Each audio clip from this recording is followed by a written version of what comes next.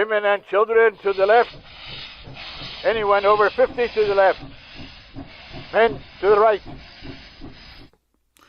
January 1943. The youth leaders of various Zionist and labor groups are assembled at 18 Mila Street in the Warsaw Ghetto. Facing the reality that some 40,000 of their fellow Jews are still alive, from the 450,000 who were herded into the mile-square barbed wire ghetto, the young leaders have merged into one organization, the Jewish Fighting Organization. 26-year-old Mordechai Analevich, the leader of the Hashomer HaTzair, is chosen as the leader of the Jewish Fighting Organization. The quiet conversations cease when Mordechai rises to speak. I will now report on our actions of 1 week ago. After almost 4 months of no deportations, the German authority issued summons for several thousand families to report for deportation on January 18th. In spite of our pleadings, some 5,000 men, women, children, lame and infirm elderly filed towards the railroad yard. 50 of our Chaverim and I merged into the slow-moving line, positioning ourselves near the relaxed guards, escorting another group of passive Jews. When we were between Zamenhof and Niska streets, I gave the signal, and simultaneously we fell upon the guards, using whatever weapons we had concealed. As the guards fell, we picked up their rifles and fired on the remaining guards. In the confusion, our people in line broke rank and ran away. We continued our fire until the unimaginable happened. The most powerful and feared army in the world turned and ran from the ghetto. Our happiness, however, was short-lived, as half of our Chaverim lay on the street, bleeding and dying. Chaverim, it's now 1 week, and we have not seen one German soldier in the ghetto. Some of us want to believe that the Germans have gone for good, because they do not want to fight Jews who are not passive in fight. I say, we have won the first round. We don't know when, but they will return in strength, because our rebellion could inspire the Polish people to rebel against their German masters. Our plan of action is clear. Use this time wisely. Organize your families and communities to meet the enemy. Prepare and equip a network of subterranean hiding places. Stock your strong points with food and water. Fill jars with gasoline, which are lethal after they are lit and thrown against tanks and armored cars. Use every contact you have with the other side to get or to buy pistols or rifles. I'm in touch with the Polish underground in the city, and we have received some arms from them. Finally, build tunnels from your bunkers to bunkers in the next building, as well as rooftop passages from building to building. We will never surrender. You ask me, what is our fate? My answer, to die with honor. 3 months later, on the morning of April 19, 1943, German troops and police entered the ghetto to deport the remaining Jews.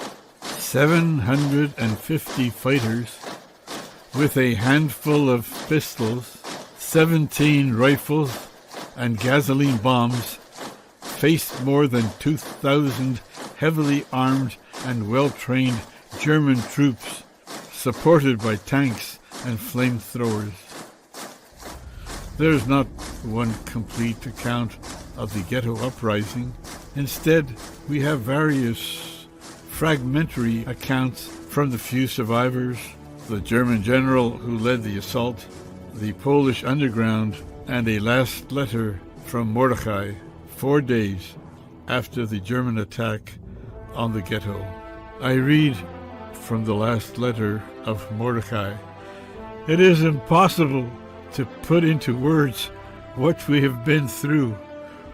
One thing is clear. What happened exceeded our boldest dreams. The Germans ran twice from the ghetto. One of our companies held out for 40 minutes and another for 6 hours. The mine we set in the Bushmakers area exploded.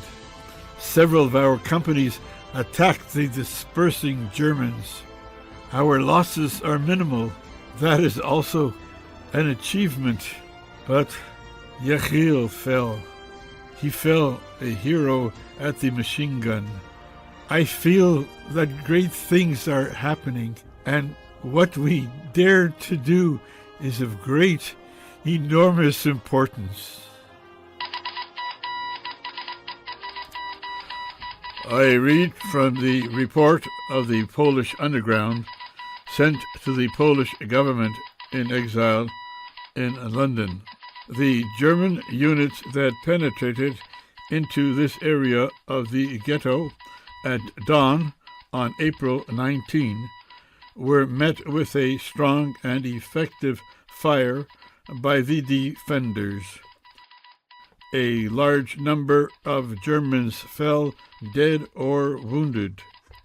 The resistance was so strong that the Germans brought up more and more additional units for the operation, including even field guns, flamethrowers, and tanks. The German police and Nazi units did not gain control of the situation, and as a result, a German army unit was brought into the battle against the ghetto. After 2 days of fighting, the attackers withdrew. When they returned in battle formation, the Jews continued to defend themselves, and hundreds of Germans fell dead or wounded. This brought a change in the German tactics. They stopped making direct attacks on the ghetto. Instead, the German field guns began to bombard the ghetto with fire bombs.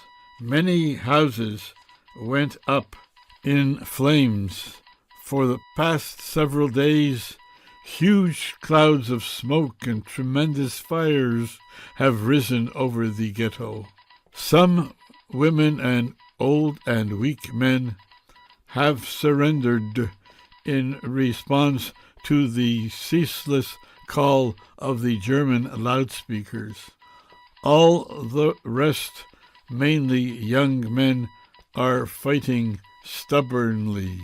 It is quite clear that in this battle, the Jewish side is also suffering heavy losses. But it is a fact that in the 6 days that have passed since the Germans began the action against the ghetto, the Jews have not suffered defeat, and they reveal absolute determination to continue their self-defense and the struggle, and it looks as though it may continue for a longer period. I now read from the report of SS General Stroop to Gestapo headquarters in Berlin on May 16, 1943, 4 weeks after the Germans launched their attack on the ghetto. The former Jewish ghetto of Warsaw is no longer in existence. The large-scale action was terminated at 20 hours by blowing up the Warsaw synagogue. Apart from 8 buildings, the former ghetto is completely destroyed. I now read from the final words from Mordecai's last letter. With the aid of our transmitter, we heard the marvelous report on our fighting by the Polish underground radio station. The fact that we are remembered beyond the ghetto walls encourages us in our struggles. Peace go with you, my friend. Perhaps we may still meet again. The dream of my life has risen to become fact. Self-defense in the ghetto will have become a reality. Jewish armed resistance and revenge are facts. I have been witness to the magnificent, heroic fighting of Jewish men in battle. After the war, we learned from the few survivors that Mordecai's bunker, with its 5 entrances, was discovered by the Germans, who flooded the bunker with gas. Mordecai fell, together with the best comrades of the Jewish Fighters Organization. News that a small band of Jewish boys and girls had caused the unbeatable German army to stop and run, even for a moment, inspired all the conquered peoples of Europe. Hirsch Glick, a 20-year-old poet and partisan living in the Vilna ghetto, was inspired by the news of the Warsaw Ghetto Uprising to write a song.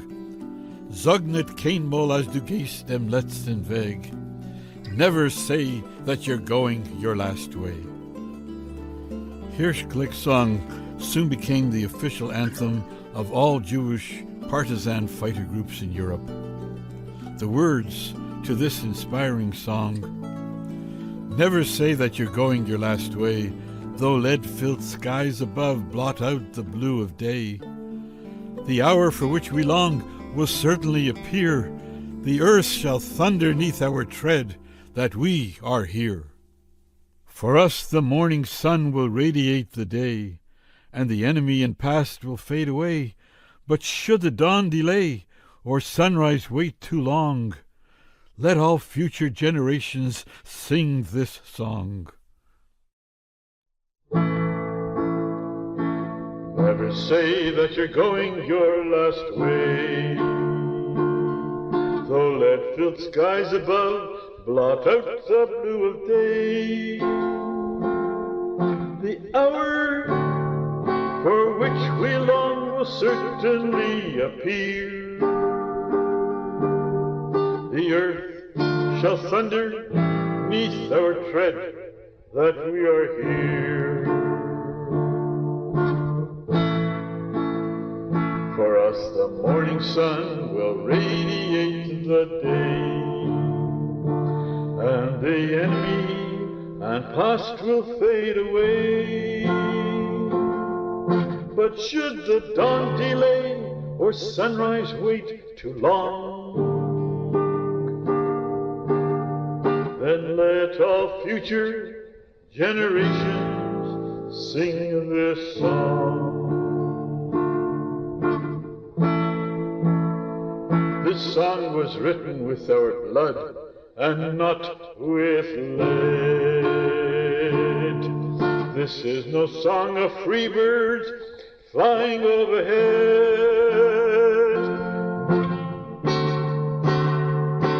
but a people amid crumbling walls did stand.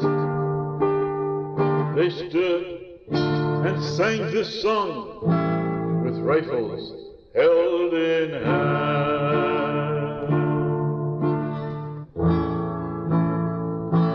Sag nicht keinmal, als du gehst dem letzten Weg. wat in de mijne verstellen, blauwe thee. Kom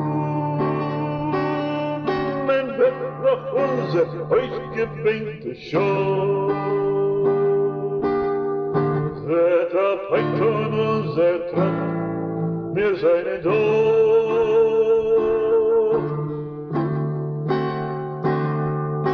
Kom en weg naar onze uitgebeente show. Zet op uit aan onze trap, wir